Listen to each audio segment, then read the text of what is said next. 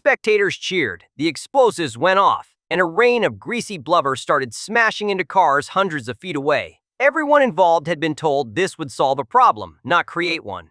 But first, if you enjoy watching professionals make decisions they cannot possibly undo, the subscribe button is right there and it knows where you live. So here's what happened. November 9th, 1970, Florence, Oregon. A 45-foot, 8-ton sperm whale washed up on the beach and just stayed there, dead, enormous, increasingly fragrant.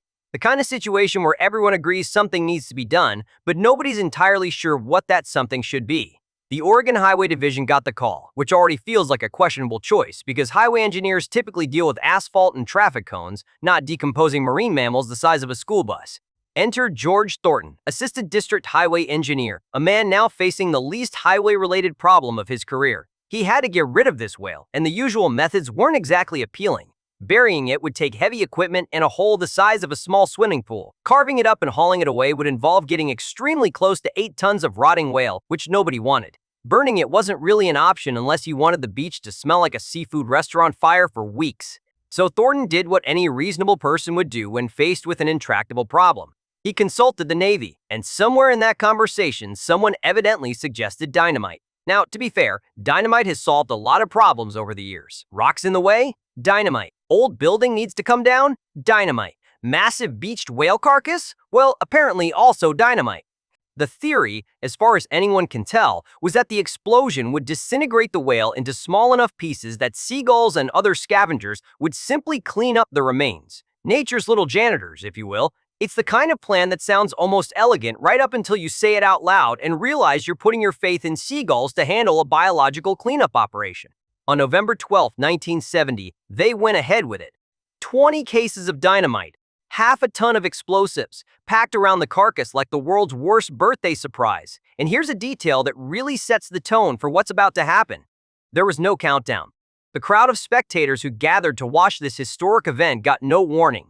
One moment they're standing there, cameras ready, probably feeling pretty good about their life choices. The next moment, someone just detonated half a ton of dynamite under a whale. Paul Linnman, a reporter from KATU-TV, was there with cameraman Doug Brazil to document the whole thing.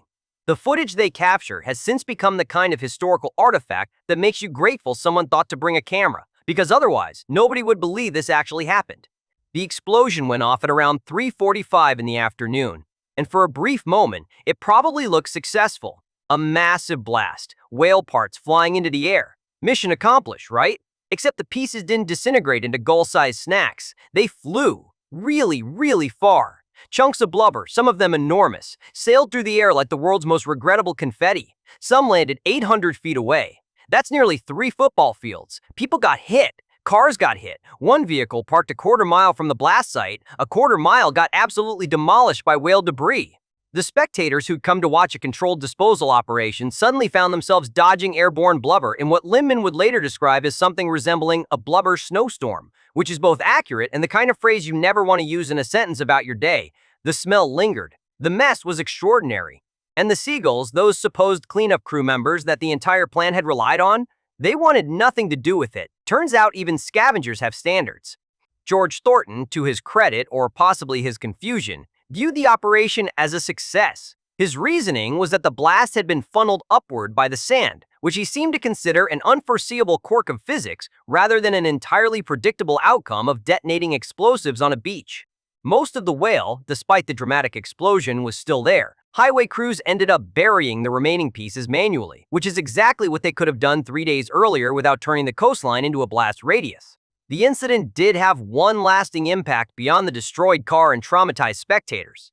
In 1979, when 41 whales beached themselves near Florence, authorities took a different approach. They buried them. No dynamite. No elaborate theories about scavenger-based cleanup protocols, just shovels and heavy equipment and a quiet acknowledgement that sometimes the boring solution is the one that doesn't end with chunks of whale-destroying property from hundreds of feet away. The whole thing became a viral sensation decades before the internet existed, passed around on VHS tapes, and later uploaded to early video sharing sites, a monument to the kind of problem-solving that seems brilliant until the moment it very much isn't. If you'd been in charge that day, would you have gone with the dynamite, quietly suggested burying it like a sensible person, or asked the Navy for a second opinion that didn't involve explosives? Let me know in the comments below. Until next time, stay unhinged.